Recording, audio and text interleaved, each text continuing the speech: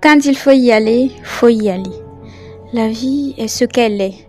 Et il arrive des moments où l'on ressent le besoin de faire un virage à 180 degrés. On regarde notre attitude actuelle, nos comportements passés, nos réactions, mais surtout on mesure notre altitude. Et là, on réalise que ça ne va pas, qu'à l'intérieur, quelque chose nous empêche de nous épanouir pleinement. Parce que quelque part sur le chemin de notre vie, quelque part dans ces décisions, quelque part avec ces personnes, on s'est laissé tomber, on s'est négligé, on a négligé nos rêves.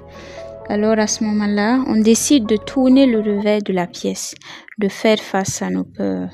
Maintenant, je réfléchis, positivité, oser au-delà de la peur, libérer cet enfant intérieur qu'on avait tant essayé de taire pour entrer dans les codes. Et cette année, j'ai décidé de rester plus vigilante quant aux décisions que je prends, aux émotions que je ressens, aux personnes que je décide de côtoyer ou même aux activités auxquelles je m'investis. Bref, j'ai décidé de faire plus attention à cette fille, à ses rêves, à ses émotions.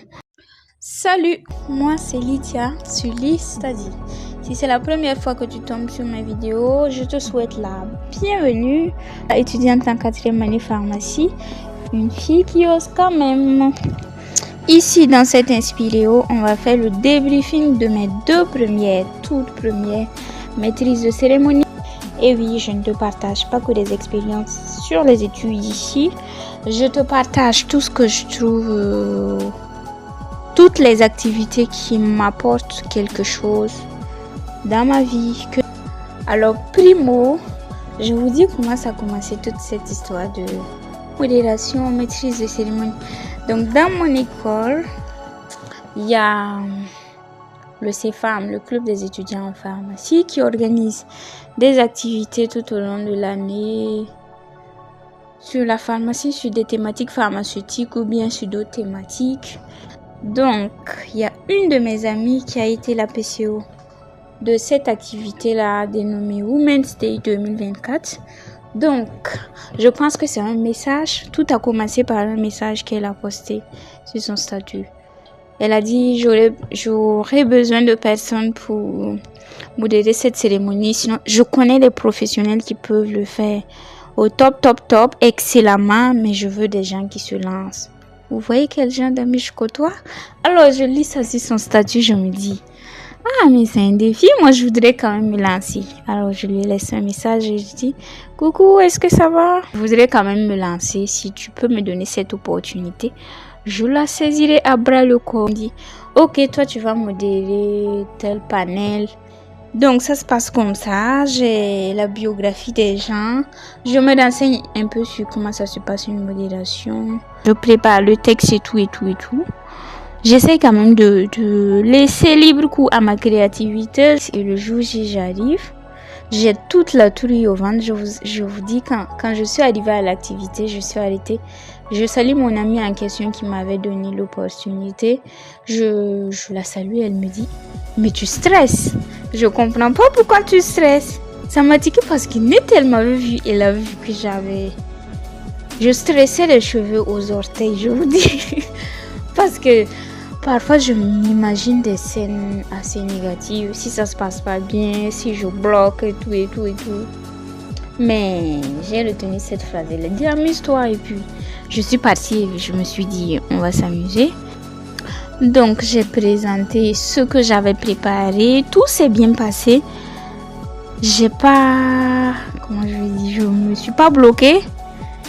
Et j'ai pas trop titubé non plus. Donc, ça fait qu'à la fin, les gens disaient, ah, c'était bien. Comment tu fais pour maîtriser ta voix? Les gens disaient, ah, c'était bien. Et après, mon amie était satisfaite. Donc, ça m'a boosté un peu. Et il se trouve, quand on dit que si vous avez une opportunité de vous lancer dans quelque chose, même si vous avez peur de sembler ridicule dans ce truc-là, allez-y quand même. Parce que ça peut ouvrir la porte d'une autre opportunité. Mais si vous la saisissez pas tout de suite, vous savez pas ce que vous perdez derrière. Donc, il savait à cette activité des Women's Day qu'il y avait le PCO des Galliens Day qui avait suivi ma modération et puis qui avait apprécié. Et puis après, Il m'a écrit et puis il a dit « Ah, faut te préparer pour les Galency ». J'ai dit « Ah bon ». Ça, c'est plus lourd encore. Mais en même temps, il y a toujours la résistance à l'intérieur de se dire si j'y arrive pas, faut pas que je le fasse. La première fois, ça s'est bien passé. Et une deuxième fois, ça fait plus de pression. Je pensais que quand tu franchissais le premier pas, c'est bon, tu peux y aller, quoi. Mais non, non, non, non, non. Comment je fais pour donner mieux que ce que j'ai donné la première fois? Mais je vous dis, l'autre fois, c'était une modération de, je vous dis, 1h30, 2h. Mais là, c'était toute une journée, une maîtrise de cérémonie. Et moi, j'avais pas les bases de ça du tout. Mais quand même, je me suis dit, il faut y aller. Parce que le ridicule ne tue pas. Si tu te trompes, tu vas apprendre de tes erreurs. Mais quand même, je suis une personne qui a très peur qu'on se moque d'elle, en fait, qu'elle fasse des choses qui sont pas bien et tout ça. Mais j'essaie de ne pas trop laisser ce côté-là de moi prendre le dessus et d'y aller quand même parce que c'est le prix de l'excellence, en fait. Il faut apprendre des choses. Tituber, tomber, les gens vont se moquer, d'autres vont critiquer. Donc c'est comme ça que j'ai osé dire que j'allais me lancer pour la maîtrise de cérémonie des Galency. Et pour cette maîtrise de cérémonie-là, donc je me suis préparée. En vrai, c'était une journée tellement inspirante. C'était une journée. Ça m'a reboosté, ça m'a remotivé de ouf. Donc dans la préparation, j'avais les panélistes et tout, sauf que il y avait des modifications. Et comme moi, je suis à mes premiers pas, j'étais tellement déstabilisée le jour J, en fait.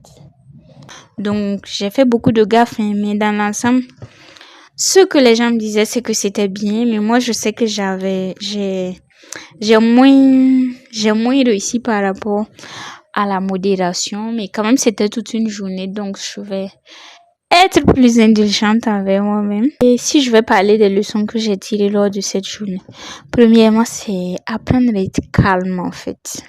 Le calme du PCO, ça m'a impressionné.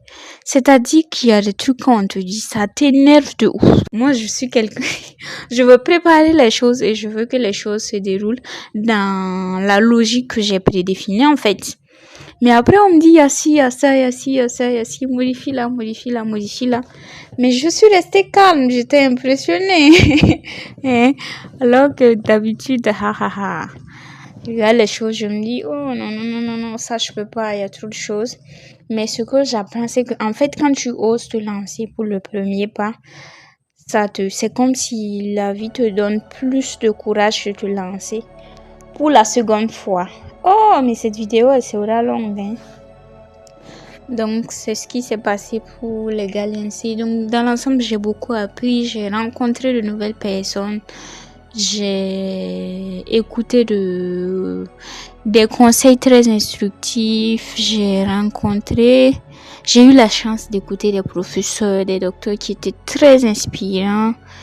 Et puis, qui après m'ont donné des conseils, même sur la maîtrise de cérémonie. À nous revoir dans une vidéo de révision parce qu'à la rentrée ça va chauffer. Ciao ciao.